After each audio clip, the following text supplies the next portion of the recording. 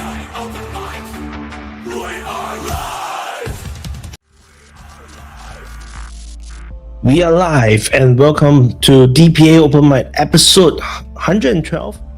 But he's still there, and that just shows that he's being assisted by, people in the East, such as the Chinas and Russias of the world. I'm sure of it.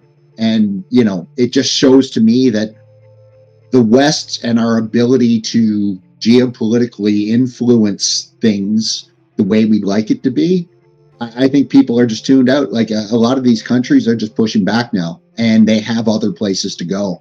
So as we move forward, our ability to, influence the world the way we'd like to is going to wane quite quickly. As I said, you're already seeing it.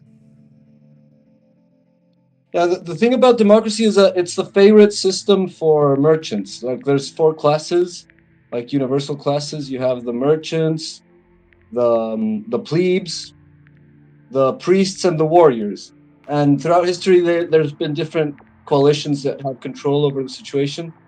But democracy is definitely the favorite of the merchants because it's where they can have most power over what's going on. Like whenever the priests or the warriors are in charge, they always suppress the merchants.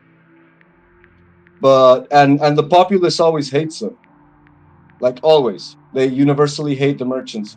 And when they take power, then they enforce democracy because that's the way that they can control power without being themselves the ones that are blamed for the problems.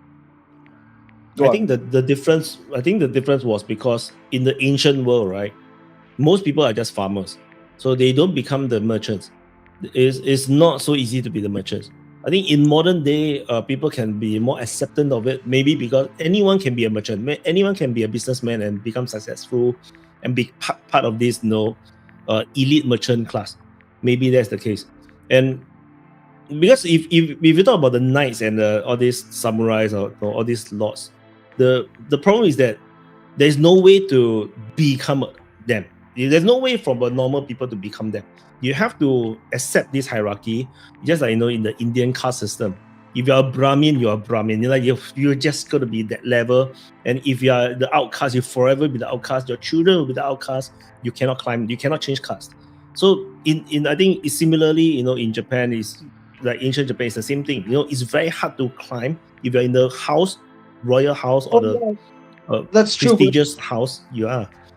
But that depends on the social. For example, like to the warrior class, people can access the warrior class, but only in times of war. That's when any peasant that, like, for example, the first shogun was a peasant. He wasn't samurai class.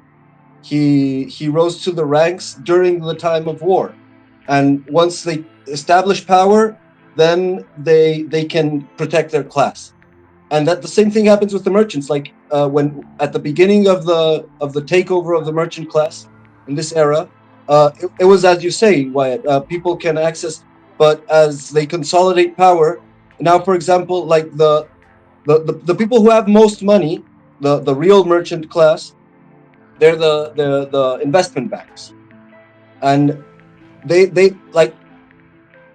make their money out of a special licensing that only they have, that allows them to manage the exchanges of all economic activities, like any stock market exchange. It passes through them. Doesn't matter who wins or loses, they make money.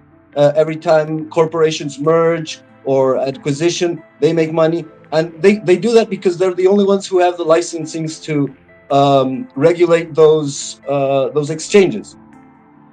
And so they have they're no one can get into that circle. It's them, and there's quite a few, like Citibank, and there's one from Britain as well. Like I can't remember the names, but they're the only ones. They already consolidated power. Go on, Kobe. Thank you. I kind of am reminded when talking about this with democracy and all that stuff. We tend to have a lot of Shadowy said it quite a while ago. A year ago, maybe, or something. I just, for whatever reason, recalled it. And I think it applies. Democracy, it lands on a spectrum. One could even argue that any king would still needs his elite, and so the election, if you like, the Constituent Assembly, would be his key personnel. And so when we kind of have like the plurality of people vote in, you vote with your dollar, the product, just if you think about that. So that kind of pertains to what Gabriel was saying regarding the merchant class. And in here, when we're really distinguishing what kind of what is considered meritocracy, because here, like if you're the merchant class and you're good at making money and whatever, or if just simply being goddamn rich, then you're kind of automatically one of the successful ones. So that's a attribute of merit. Whereas in the warrior class, for example, it's like Gabriel said, you would either be from an entrenched house of the feudal lords who have probably through war gotten themselves into that position, or there is a war going on, and then offshoots from those families or entirely new families can occur. And that will be attributing what kind of meritocracy. But such systems are also quite unstable, or they used to be. But if we take another typical conflation when it comes to democracy and so-called freedom of speech, right? Because freedom of speech is actually a very useful tool. It enables both the rulers and the populace to take the pulse of each other. And while yes, there are going to be attributes of censorship and so forth, there are still threats to that being the case. You don't necessarily have to have the democratic vote going through, for example, the freedom of speech mode or anything. You can also have that in China, right? An authoritarian can also utilize the freedom of speech to take the pulse. As I mentioned earlier, the United States let loose the internet just as it has the foreign media and whatever to kind of be able to influence the other countries around the world. And the internet in particular was good at kind of sensing like, okay, here is something here's a movement coming up that is probably going to be hostile to our interest. Call them whatever you want it doesn't matter. It's that they're against our interest. And who is our interest?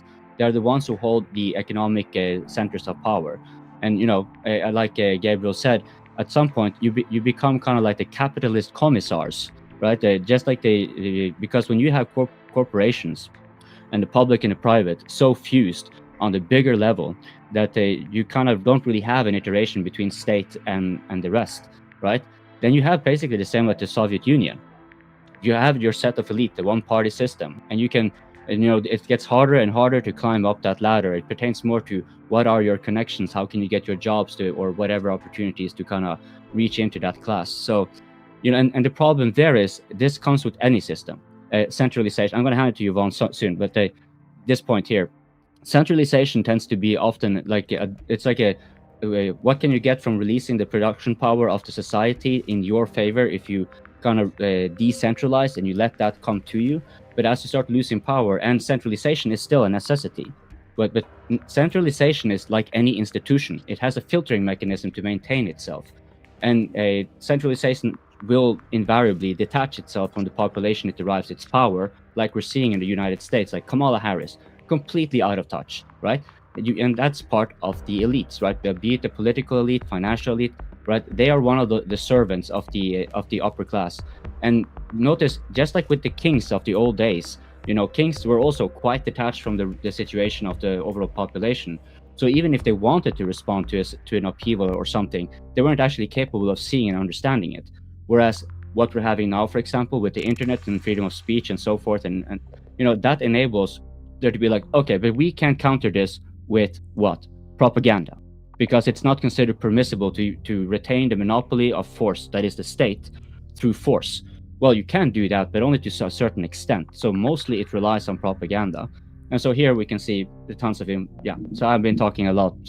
Yes, it's always a black hole talking about democracy and whatever, so what to expect. Sorry about that. Vaun, please.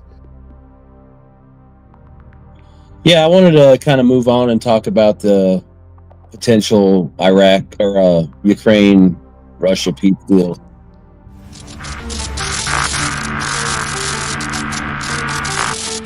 We are live. DPA Open Mic. We are live. Join the debate. Join the discussion. Share your voice. Share your opinion. Swallow your ego.